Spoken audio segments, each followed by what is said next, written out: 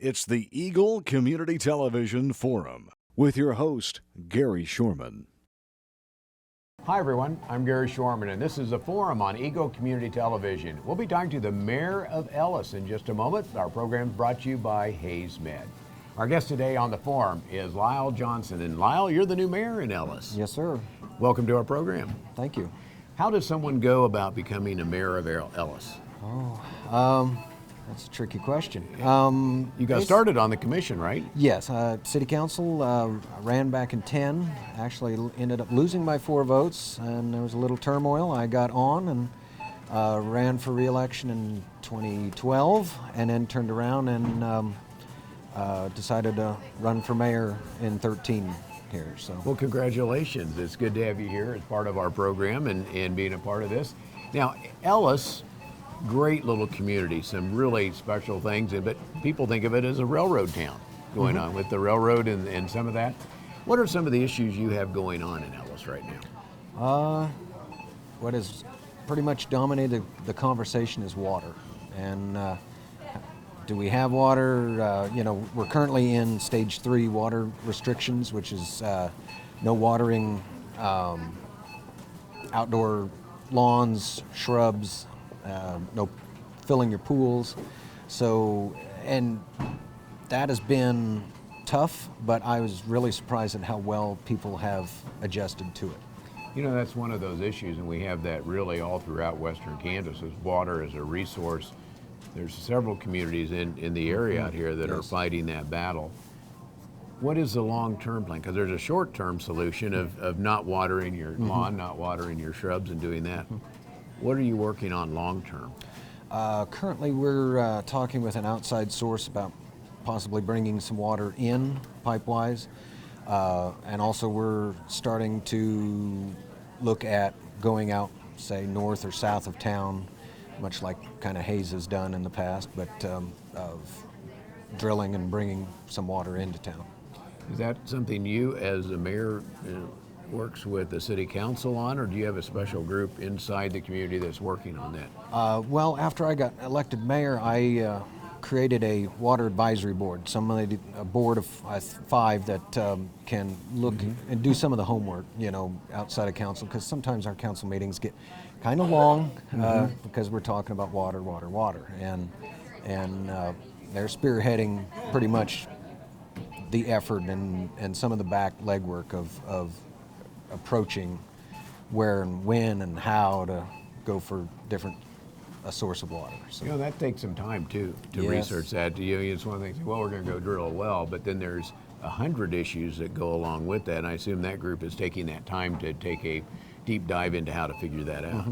And we've got some, people of our own that are our own water department, some other water department people that live in Ellis, so it's not just a common group of people, it's a little bit of everybody that knows a little bit of, to bring everything kind of into the mix. So. When you stepped in as mayor, were you surprised at the issues that you all of a sudden get asked about? Water's going to be there. There's a few others, but have there been any other surprises since you've taken over? Not too much. I mean, water. A lot of people always ask me, "Well, is it being mayor?" And I said, "Well, it's basically,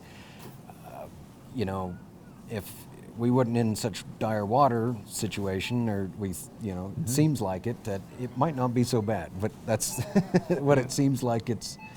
What do you see, when you take a look at water restrictions? There's only so much you can shut off water before there has to be, another source for doing that. Have the city residents been good about dealing with that? You mentioned you've been surprised. Very good, very good. You kind of wonder at what point there's a rebellion coming and pitchforks and but everybody has been really good. We do catch some cheaters here and there, but all in all, it was really good. I've seen a lot of people hauling in water to have to water the lawn that they had or a garden, and it makes you feel bad, but what do you do? It's either water to drink and water to use to cook and all those things. Or a flush. Or a flush. And that's all important things. That is one council member. He said, "I would rather not water my lawn so I can flush my toilet. Yep. And those are things that everybody wants every day. So good luck with making that happen. You'd mentioned a couple of other things that are going on. You're working on, and it's in the process of developing a community center. That sounds exciting. Yeah, it's on the agenda, and we're just gonna kind of see where we can go with it. It's really early in it, but The preliminary story is what? The bowling alley yes, is the available. old bowling alley is kind of up for grabs, and we've got several groups trying to get together and see what will work for everybody, and talk to city council about what the city can do. Or You know, when you talk about doing those sort of projects, when you're in a small community, one, there's a lot of personalities, but everybody wants, you think, to help the community grow. And things like that would be a great way to bring different groups of the community together. yeah, it's hard getting everybody in the same direction. Yeah. We'll just say it that way. Now, one of the other things, I know you have a healthcare clinic, and that's tied in with Waukeeny. Being able to work with that and put that together, are you involved at all with that as the mayor, or are you involved with just everything that goes on? It seems like, yeah, a little of everything, but not really. I haven't been too deep in that yet. That happened a year or two ago, and but it's been a great thing for Ellis. I mean, because you're in that situation of having to travel to Hayes or now all the way to Waukeeny, but now you have something quick and simple. If you need to come and get something or such, it's right there in town. Much more convenient. You have done something that sometimes, I guess, politicians don't like in general, but as mayor, you're doing a lot more on social media. And you found that to be pretty successful. Why? It gets people involved, and a lot of times that people, and politicians in general, we go out during election time and talk to people and tell them, what they want to hear sometimes, and shake hands and all that good stuff, and then poof, we're not around until the next election cycle. But the internet and social media has opened it up where you can put questions out to people, get direct input back overnight, and you can put out what is all going on, and a lot of things that, especially in a small town, the rumor mill will run faster than what's actually going on, and that way you can get it out there in the first place. Everybody knows exactly what's going on, and everybody's on the same page. Well, I like that approach because, like you say, in any sort of, whether media, there's a delay, but the rumors do get rolling in smaller communities. Oh, yeah. They get rolling in bigger communities about what's going to These happen too, here. yes. And to be able to have that quick response back is opened a whole new tool. Now, do you manage that on your side individually, or do you manage that through I the do it city? my own, yeah. And we're also talking about trying to revamp the city's web page and kind of see what we want to put into that, and kind of go from there. But one thing else that's always important is the security and safety in the community. And I know you've just hired a new police officer as well. yeah, our last officer, his wife got a job far and away, so we lost him, and got a new guy, John Geiger, and he's on his field training right now, but soon he'll be out and about on his own. So just another new face in the community. Well, we'll be back. We're going to take a quick break here, Lyle, and come back and find out if somebody has any comments, how to find you on social media, or if they want to call and talk to you, because I know that's one of the things you've tried to develop is that communications back and forth between the city. Our guest is Lyle Johnston. He's the mayor of Ellis. Back with more after this. Youthful body, tight tummy, smooth facial lines. Greystone Cosmetic and Reconstructive Surgery is here to help you achieve your goals and give yourself the new look you've always wanted. Greystone offers sophisticated surgical and non-surgical cosmetic procedures. With services now available locally, there's no need to wait any longer. Contact Greystone Cosmetic and Reconstructive Surgery at Hayes Medical Center today or online at greystonecosmetic.hayesmed.com. It's a beautiful day in our super high-speed internet great customer service neighborhood. Like you, this is where we live. In fact, our company is employee-owned, so it's our goal to improve the quality of life for everyone in our community by delivering faster, more reliable internet, clearer, more feature-laden phone service, and tons of high-definition TV channels, all with a level of customer service and value you'd expect from people who are your neighbors. Eagle Communications, our community connected. Welcome back to the second half of our forum program with Lyle Johnston, the mayor of Ellis.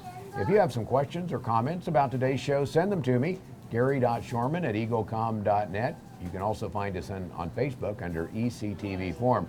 We record this program, if you heard a crying baby a little bit ago, we record it live right here at our Dillon's location every Monday afternoon. So if you're swinging through at that time to pick up any groceries or flowers or anything like that, stop in and say hi. Our guest again is Lyle Johnston, who is the mayor of Ellis. And we talked about some of the cool things happening. Another cool thing going on in Ellis, that is the new weight room out of the schools. Ellis has a great school system over there, Yes. I know that. Yep. The bond effort failed last June, I believe, and the school board reapproached it, looked at what they could do, on their own, and if possibly down the line they would want to, redo something or readdress that bond issue. But in the meantime, they've put together building a large weight room and wrestling room for the wrestlers, and also have a part of it that is donation, and they're shooting for $80,000. And the last I knew, they was at somewhere over $50,000 on donations in such a short time, really, too. It's impressive. When you see that, and that's what's the label on it, the Raise the Bar effort? Is Yes. that what they're doing? Who's that made up of? I mean, is that a group of school individuals or is it community individuals? It's through the school, and you can keep up on it at the school's website, which is a long one. And Yeah. But go find the Ellis County School website and they'll tell you more about that. Yep, USD 388. So. Small communities take a lot of volunteer work because you don't have a big staff at the city either. No. And I'm assuming if somebody wants to volunteer, has an idea, whether it be for like the Raise the Bar effort or some other things, that they can call you and there's a project for them, like maybe water well drilling. That would be a good project of finding water. But contact you, what's the best way to get a hold of you? Call the city. We've got a great staff down, and they can get you in touch with either me or somebody on city council or such like that. Also I've got my page on Facebook, which is Lyle Johnston, Ellis, City of Ellis Mayor, and pretty much from there, it's hard not to be connected in this day and age. It really is. Well, Lyle Johnston, City of Ellis Mayor, is that right? I believe so. I can look up and I'll be your friend here later on today. There you go. Good to have you on our program, and thanks for your effort and work, because I know it's one of the things as mayor, there's a lot of time and energy goes into that. I don't know if you ever calculated up how much time it takes for you to do during a week, but it does take a lot. More than you would imagine. I can't think it's a lot. So Lyle Johnston, the mayor of Ellis, has been our guest today here on the Forum program. Forum brought to you by Hayes Med and by Eagle Communications, our community connected. Youthful body, tight tummy, smooth facial lines. Greystone Cosmetic and Reconstructive Surgery is here to help you achieve your goals and give yourself the new look you've always wanted. Greystone offers sophisticated surgical and non-surgical cosmetic procedures. With services now available locally, there's no need to wait any longer. Contact Greystone Cosmetic and Reconstructive Surgery at Hayes Medical Center today or online at greystonecosmetic.hayesmed.com.